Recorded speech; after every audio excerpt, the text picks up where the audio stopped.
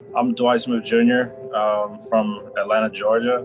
I'm Ray Banks, co-founder of the Hubert B. Simmons Museum of Negro League Baseball, better known as the Negro League Ambassador. My father-in-law was the one that took me to my first Negro League game in Pennsylvania. And I was scared to death because I had heard of terrible things that might happen to these black players if they won the game.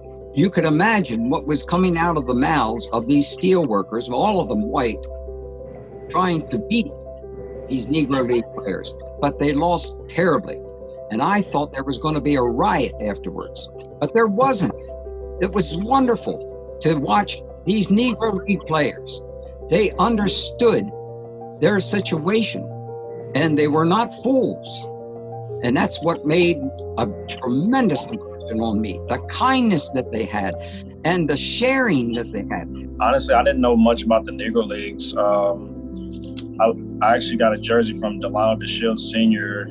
It was a Philadelphia Stars jersey. Really, I just started hearing about all the stories, just like anybody else would, like about Satchel Paige, Jackie Robinson. It got me really ecstatic to learn more about the Negro Leagues.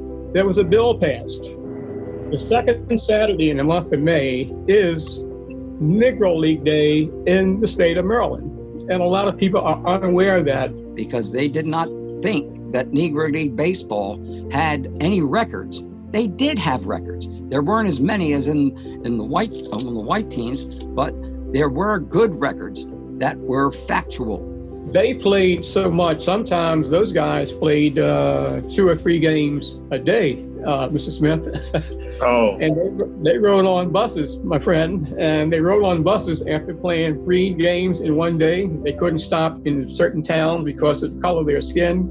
So you can imagine how that bus was, with the center of that bus and all, they had to keep moving. When I was younger, at that time, I didn't really understand about what the Negro Leagues was all about. I would just like I said, hear a lot of stories, and then I would see some videos at school.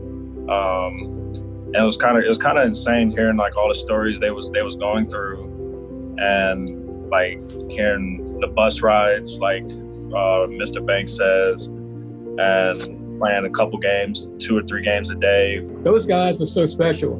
Leon Day, very versatile. He not only pitched, but he played every position except catcher. But the versatility of these guys were phenomenal. They played the game. They played small ball. Like Jackie Robinson, when they show commercials of Jackie Robinson, he's jogging back and forth off of first base. He did that to psych the pitcher, and they never seen anything like that before. They were fast. They had their own brand of baseball, and they played a lot of small ball, and they could play it well. I think the most impressive thing was hearing about how many complete games the pitchers threw back then. That wouldn't happen in this day and age. They would just pitch every day, and then they wouldn't get tired. But they played for the love of the game. They never had any animosity amongst the other players that they played against at all. They just wanted to play. To them, they were not black.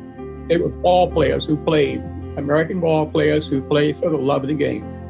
Fortunately, after all the hard work that so many people have been involved in raising the consciousness of the Negro Leagues, most people now know something about it, which is really wonderful. We have a website, which is www.smnldinc.org. If you go on that website, you can pull up a lot about the museum, and you can venture even further.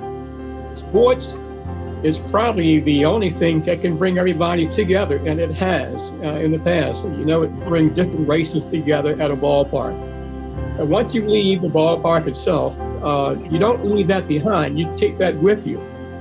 You carry that over, not only on the field, but off the field in everyday life. I've grown up in around a lot of different backgrounds, and I get to learn everybody's culture. So that's a blessing itself. So I would say just love one another, learn each other, and that's the start of making changes in this world.